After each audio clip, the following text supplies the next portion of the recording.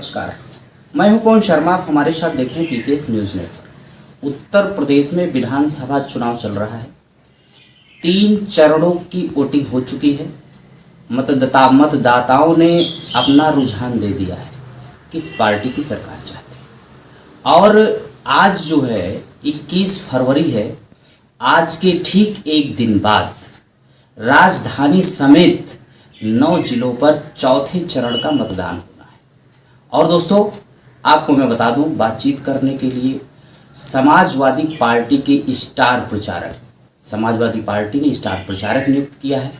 और पिछड़े वर्ग के कद्दावर नेता हमारे साथ माननीय रामाश्री विश्वकर्मा जी हैं। हम बातचीत करेंगे, ढेर सारे सवालात करेंगे। और सबसे पहले सर, आपका स्वागत है। धन्यवाद सर, पहला क्वेश्चन यही है कि इस समय पिछड़ों का रुझान क्या है? इस समय पिछड़े वर्ग पूरी तरह से समाजवादी पार्टी के साथ हैं और समाजवादी पार्टी के सभी प्रत्याशियों को वोट दे करके जिताने का काम कर रहे हैं और पिछड़े वर्ग समाजवादी पार्टी की सरकार बनाने जा रहे हैं। क्योंकि भारतीय जनता पार्टी ने धोखा दिया पिछड़े वर्गों को और जो कहा था कोई वादा पूरा नहीं किया। कहा पिछड़े का मुख्यमंत्री बनाएंगे, अगड़े का मुख्यमंत्री बना दिया। आरक्षण पूरी तरह से खत्म कर दिया। पिछड़े वर्गों का अपमान हुआ, जगह जगह हत्याएं हुई, बलात्कार हुए, जमीनों पर कब्जे हुए। बीजेपी सरकार में कोई बोलने का, मदद करने का काम नहीं किया। पिछड़ा वर्ग आयोग को इन्होंने पूरी तरह से प्रभावहीन कर दिया। तो इस तरह से पिछड़े वर्गों की सबसे ज्यादा उपेक्षा, अपमान, उत्पीड़न, अत्याचार भारतीय जनता पार्टी सरकार में हुआ। 2-3 चरणों का चुनाव हो चुका है। पहले चरण की लगभग 55 सीटों पर, 58 सीटों पर, दूसरे चरण की 55 सीटों पर और तीसरे चरण की 59, यानी टोटल 172 सीटों पर चुनाव हो चुका है। रुझान क्या है समाजवादी पार्टी की तरफ? 172 सीटों में से 150 सीटें समाजवादी पार्टी और गठबंधन की जीतने जा रही हैं और चौथे चरण के चुनाव मतदान होने तक समाजवादी पार्टी 200 सीट प्राप्त कर लेगी और सरकार बनाने के निकट पहुंच जाएगी। एक बात और है, आप जो पिछड़े वर्ग की बातचीत की जाती तो आप एक बहुत बड़ी कामगार समाज का प्रतिनिधित्व करते हैं, भारत में पूरे करते हैं। उत्तर प्रदेश में बहुत ज़्यादा संख्या में, लाखों की संख्या में जो है विश्वकर्मा समाज आपसे जुड़ा हुआ है, आपके विचारों से प्रेरित है। अगर मैं बातचीत करूं, राजनीतिक पार्टियों के परिप्रेक्ष्य में बातचीत करूं कि भाजपा जो है वो 1 सीट देती है विश्वकर्मा समाज को, वहीं पर बहुजन समाज पार्टी देती है। और मुझे ये भी पता है कि अखिलेश यादव समाजवादी पार्टी के जो मुखिया हैं, मजे हुए इस समय खिलाड़ी हैं। ये ऐसा क्या कारण है कि उन्होंने इस समाज को टिकट नहीं दिया? आखिर इसके पीछे उनकी क्या मंशा है, मतलब वास्तविक मंशा क्या है, वो क्या चाह रहे हैं? देखिए, भारतीय जनता पार्टी टिकट तो देती है लेकिन न तो मदद करती है, बल्कि एक तरह से टिकट देकर के चुनाव हराने का काम विश्वकर्मा समाज को करती है। और समाजवादी पार्टी भले टिकट न दे, लेकिन समाजवादी पार्टी सरकार में विश्वकर्मा समाज को मंत्री बनाने का काम करती है। टिकट देने से समाज का भला नहीं हो सकता, लेकिन सरकार में जब विश्वकर्मा समाज का व्यक्ति मंत्री बनता है, उसके पास पावर होते हैं, तो समाज के लोगों का भला करता है, उनके नौकरी रोजगार का इंतजाम करता है, उनको मजबूत करने का काम करता है। पिछली बार भी जब भारतीय जनता पार्टी की लहर थी, लहर में दीदारगंज से विश्वकर्मा को टिकट दिया था, लेकिन जिताने का काम नहीं किया। समाजवादी पार्टी में 2003 में रामाश्री विश्वकर्मा को शिक्षा मंत्री बनाया। जब नेताजी उत्तर प्रदेश के मुख्यमंत्री बने, 2012 में माननीय अखिलेश यादव जी मुख्यमंत्री थे, तो रामाश्री विश्वकर्मा को राज्य पिछड़ा वर्ग का आयोग का अध्यक्ष बनाया, मंत्री बनाया, ताकत देने का काम किया। तो क्या ये मान लिया जाए कि भारतीय जनता पार्टी के हाथी के दांत कुछ और हैं, यानी और दिखाने के दांत कुछ और हैं, खाने के दांत कुछ और हैं, यानी कि सिर्फ एक चुनावी जुमला है टिकट देना उनका? बिल्कुल। अगर भारतीय जनता पार्टी विश्वकर्मा समाज की हितैषी होती, वास्तविक भागीदारी देना चाहती, तो 5 साल में विश्वकर्मा को मंत्री क्यों नहीं बनाया? अगर विश्वकर्मा चुनाव नहीं जीता तो उसे एमएलसी बनाना चाहिए, तो एमएलसी क्यों नहीं बनाया। 1996 में समाजवादी पार्टी के तत्कालीन राष्ट्रीय अध्यक्ष माननीय मुलायम सिंह यादव जी ने ओम प्रकाश शर्मा को कानपुर से टिकट देने का काम किया था, चुनाव हार गया। 2000 में ओपी शर्मा जादूगर को समाजवादी पार्टी से टिकट देने का काम किया, वो भी चुनाव हार गया। 1998 में तब माननीय नेताजी ने हमें एमएलसी विधान परिषद में भेजने का काम किया, यानी हिस्सेदारी सदन में देने का काम समाजवादी पार्टी ने किया, और 2 बार विधान एमएलसी बनाने का काम किया, 2 बार मंत्री बनाने का काम किया। तो ये भारतीय जनता पार्टी के लोग केवल बेवकूफ बनाते हैं विश्वकर्मा समाज को, और वो बात सही है कि हाथी के दांत खाने को और दिखाने को, और तो ये सरकार बनेगी तो विश्वकर्मा समाज को फिर भागीदारी मिलेगी, सरकार में मंत्री बनेंगे और समाज का काम होगा। एक बात और है कि अगर इस बात को थोड़ा हम आगे बढ़ाएं तो दर्शकों, एक बात आती है कि जब 2017 में विधानसभा चुनाव हुआ था तो केशव प्रसाद मौर्य के नाम पर भारतीय जनता पार्टी की प्रचंड वापसी हुई थी, और मंत्री जी ने कहा है तो वो भी दृश्य याद आ जाता है कि वोट तो पिछड़ों के नाम पर मिला हुआ था, लेकिन जब मुख्यमंत्री बनने की बात आई तो किसी और को बना दिया। अभी एक और क्वेश्चन आपसे ये है कि माननीय अखिलेश यादव ने एक बात कॉर्पोरेशन बनाने की बात कही है, कामगार समाज के लिए कुछ एक अतिरिक्त आयोग टाइप का कुछ ऐसा बनाने का काम किया है, वो सरकार में बनेगा तो किस तरह से समाज को एडवांटेज पहुंचाएगा?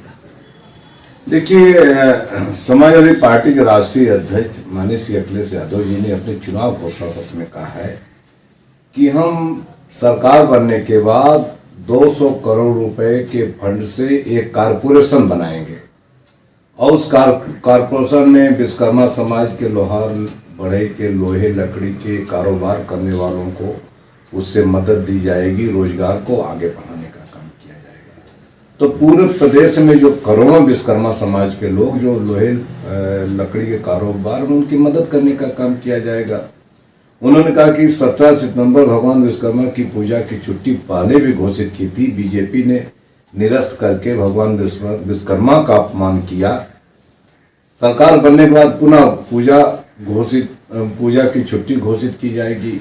इसके साथ ही ऐतिहासिक काम जो होगा वो गोमती रिवर फ्रंट पर भगवान विश्वकर्मा का भव्य मंदिर और भव्य मूर्ति लगाने का काम किया जाएगा। तो ये इतिहास बनाने का काम है, और इतिहास हमेशा समाजवादी पार्टी ने बनाया है। समाजवादी पार्टी ने सरकार में माननीय नेताजी ने हमें राज्य मंत्री उच्च शिक्षा विभाग का मंत्री बना करके एक इतिहास लिखने का काम किया। तो चाहे राजनीति में सदन में भागीदारी देने का सवाल हो, या सरकार में मंत्री बनाकर सरकार में हिस्सेदारी देने का सवाल हो, या विश्वकर्मा समाज का इतिहास लिखने का काम हो, ये हमेशा समय समय पर समाजवादी पार्टी जब सरकार में आती है, माननीय नेताजी माननीय अखिलेश यादव जी इसको करने का काम करते हैं। भारतीय जनता पार्टी तो केवल बेवकूफ बनाती है, एक टिकट देकर के झूठी प्रशंसा लेती है, बाद में अपने लोगों से हरा करके फिर उसको जो पैदल कर देती है। एक बात और है कि जब से समाजवादी पार्टी ने आपको एमएलसी बनाया तो इसमें कोई शक नहीं, जैसे कि भारत के कई प्रदेशों में या उत्तर प्रदेश के कई जिलों में जब भ्रमण करते तो उसमें एक विश्वकर्मा की पहचान बनाने का उन्होंने काम किया है। तो अब एक और सबसे बड़ी अहम बात है कि जो कामगार समाज के बच्चे होते हैं वो अधिकतर निर्धन होते हैं, इतना पैसा नहीं होता है कि बड़े पैमाने पर हायर एजुकेशन पढ़ सके या इसको टेक्निकल एजुकेशन कर सके। तो समाजवादी पार्टी ने वैसे तो सभी के लिए कहा है कि हम पोस्ट ग्रेजुएट तक हम निःशुल्क शिक्षा करेंगे, तो इन बच्चों के ऐसे बच्चों के लिए समाजवादी पार्टी के पास कौन सा पिटारा है जिसको खोलने का काम? देखिए, ये समाजवादी पार्टी की पिछली सरकार में मुख्यमंत्री श्री अखिलेश यादव जी ने विश्वकर्मा समाज के इंटर पास लोहार बढ़ई के लड़कों को बिना आईटीआई में एडमिशन लिए उन्हें आईटीआई का प्रमाण पत्र देने का शासनादेश जारी किया था। तो इसका यही तात्पर्य था कि आईटीआई का प्रमाण पत्र लेकर के वो तमाम जो नौकरियां हैं, चाहे रेलवे की वैकेंसी हो, चाहे किसी उद्योग विभाग की वैकेंसी हो, चाहे ट्रेड फिटर की है, सुपरवाइजर की वैकेंसी हो, कारपेंटर की वैकेंसी हो, इसमें हजारों हजार विश्वकर्मा समाज के लड़कों को नौकरी रोजगार देने का इसमें एक बात रोक, लेकिन इस बात को, इस शासनादेश को रोका किसने? बीजेपी ने। मैं एक बात कहूँगा, इसमें एक क्वेश्चन उठता है कि आईटीआई का प्रमाण पत्र उनको दे दिया जाएगा, लेकिन तमाम समुदाय के अन्य वर्गों से भी ये आवाज आती है कि इनको ही क्यों प्रमाण पत्र दे दिया जाए, तो इसको थोड़ा स्पष्ट करें। देखिए, इनको इसलिए दिया जाए कि विश्वकर्मा समाज के लड़के लोहे लकड़ी के कारोबार पुश्तैनी होने के कारण, उसी में जन्मजात पैदा होने के कारण वो कुशल कारीगर हो जाते हैं, सब काम सीख जाते हैं, हुनरमंद हो जाते हैं। तो इन्हें आईटीआई की ट्रेनिंग, दाखिला लेने या पढ़ने या आईटीआई की ट्रेनिंग करने की जरूरत नहीं है। बिना ट्रेनिंग के वो हुनरमंद हो जाते हैं। इसलिए केवल उनको प्रमाण पत्र नहीं होता, इसलिए नौकरी नहीं मिलती, इसलिए प्रमाण पत्र दे दिया जाए कि वो कुशल कारीगर होते हैं। यानी कि ये मान लिया जाए कि मगरमच्छ के बच्चे को तैरने सिखाने की जरूरत नहीं, ना सिखार सिखाने की जरूरत, वो खुद कर लेगा, इस तरह वो सक्षम होते हैं। हाँ, निश्चित रूप से वो कुशल कारीगर होते हैं। और कुशल कारीगर को ये आईटीआई की ट्रेनिंग करने की क्या जरूरत है? आईटीआई की ट्रेनिंग तो उन दूसरे बिरादरी के लोग, उनके लड़के जब 1 साल करते हैं तब कहीं हथौड़ा पकड़ना जानते हैं। विश्वकर्मा समाज का लड़का तो बचपन से हथौड़ा चलाना सीख जाता है। तो इसलिए ट्रेनिंग की पढ़ने की जरूरत आईटीआई की तो दूसरे समाज के लोगों को। विश्वकर्मा तो बचपन से कुशल कारीगर होता है, इंजीनियर होता है जन्मजात, इसलिए उसको आईटीआई का प्रमाण पत्र दे दिया जाए ताकि आईटीआई के प्रमाण पत्र से उसको सरकारी नौकरियों में भर्ती होने का मौका मिल सके। और ये काम 2013 में समाजवादी पार्टी की सरकार रहते मुख्यमंत्री श्री अखिलेश यादव जी शासनादेश जारी करने का काम किया था। एक क्वेश्चन और ये है कि आपसे ये जानना है कि जैसा कि माहौल दिख रहा है उत्तर प्रदेश में कि कांटे का मुकाबला है, नंबर 1 पर समाजवादी पार्टी मतलब सरकार बना रही है। 3 चरणों का जो चुनाव हुआ है उससे तमाम जो राजनीतिक पंडित हैं वो ये अनुमान लगाते हैं कि सपा जो है इस समय प्रचंड 125 के करीब जो है, जो राजनीतिक पंडित लगाते हैं 125 सीटों के ऊपर 3 चरणों में ही है वो। तो ये क्लियर हो गया कि 202 का बहुमत चाहिए और इस समय 80-80 सीटें अगर और मिल जाए तो सरकार बन जाती है। सरकार बनने पे क्या अखिलेश यादव के पास समाज के लिए क्या है? क्योंकि घोषणा पत्र में तो दिया है, क्या सरकार में कुछ लोगों की ऐसी भागीदारी करने की कुछ ऐसी मंशा इंटरनल रूप से जताई है, या 1, 2, 3 कुछ ऐसे चेहरों को रखेंगे कि या? देखिए, समाजवादी पार्टी के राष्ट्रीय अध्यक्ष अखिलेश यादव जी ने कहा है कि हम सभी समाज को भागीदारी देंगे, हिस्सेदारी देंगे, और वो हिस्सेदारी देंगे। जिनको इस समय टिकट नहीं मिल पाया उनको सरकार में हिस्सेदारी मिलेगी, उनको विधान परिषद में हिस्सेदारी मिलेगी। तो निश्चित रूप से समाजवादी पार्टी पर विश्वास इसलिए करना चाहिए कि इसके पहले कर चुके हैं, 2 बार विधान परिषद में भेज चुके हैं, 2 बार मंत्री बना चुके हैं, आगे भी बनाने का काम करेंगे। इसलिए समाज के लोगों को गुमराह नहीं होना चाहिए। समाज के लोगों पर, समाजवादी पार्टी पर, माननीय नेताजी पर, माननीय श्री अखिलेश यादव जी पर विश्वास करना चाहिए। और जितने भी काम इसके पहले हुए, चाहे भगवान विश्वकर्मा की पूजा दिवस की छुट्टी का सवाल हो, या आईटीआई का प्रमाण पत्र देने का सवाल हो, या विश्वकर्मा समाज को कुटीर उद्योग के लिए पट्टा देने का शासनादेश जारी करने का सवाल हो, ये सब चुनाव घोषणा पत्र में नहीं रखा गया था। लेकिन समाजवादी पार्टी को मौका मिला तो उन्होंने ये शासनादेश जारी करके समाज के लोगों को, लाखों लोगों को फायदा पहुंचाने का काम किया। अब तो जो चुनाव घोषणा पत्र में रखा गया है उसके अनुसार अगर काम होगा तो बहुत ऐतिहासिक काम होगा। तो निश्चित रूप से समाज को भागीदारी भी मिलेगी, सरकार में प्रतिनिधित्व भी मिलेगा, और कारपोरेशन आयोग बनाकर समाज को विकास के रास्ते पर आगे ले जाने का काम किया जाएगा। पिछड़ा वर्ग आयोग के अध्यक्ष भी आप रह चुके हैं, तो पिछड़े वर्ग में तो कई जातियां आती हैं जिनके भी बच्चे गरीब हैं, तो उनके लिए जो समाजवादी पार्टी का पिटारा है, यानी 2022 में सरकार बनेगी तो उनके बच्चे किस तरह से लाभान्वित होंगे? तो फीस वाला हो गया, क्या स्कॉलरशिप की जो योजना है उनके लिए चालू की जाएगी, या जैसे भाजपा ने खत्म कर दिया उसको?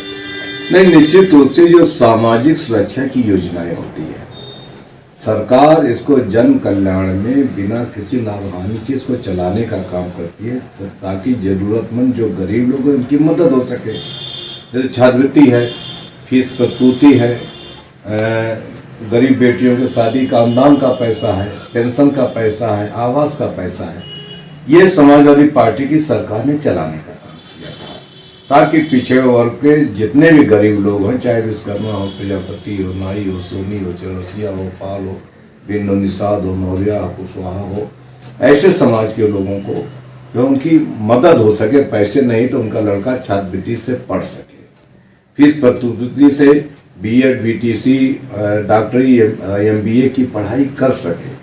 ये योजना चलाई थी समाजवादी पार्टी ने, और बीजेपी की सरकार ने इसको खत्म करके पिछड़े वर्गों को पढ़ने से वंचित किया, रोजगार से वंचित किया, नौकरी से वंचित करने का काम किया। समाजवादी पार्टी की फिर सरकार बनेगी तो ये सामाजिक सुरक्षा की सारी योजनाओं को चालू किया जाएगा और गरीबों के, पिछड़ों की मदद करने का काम फिर किया जाएगा।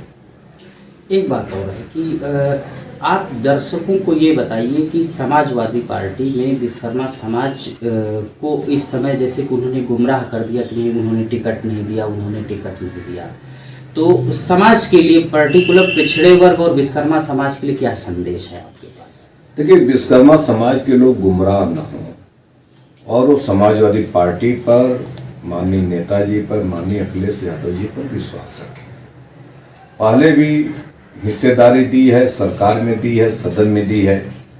एमएलए नहीं कोई जीत पाया तो विधान परिषद बनाया, सरकार में मंत्री बनाया। एक बार कोई सदन का सदस्य हम नहीं रहे तो कमीशन जैसे महत्वपूर्ण पद पर बैठा करके बहुत बड़ा पावर देने का काम किया।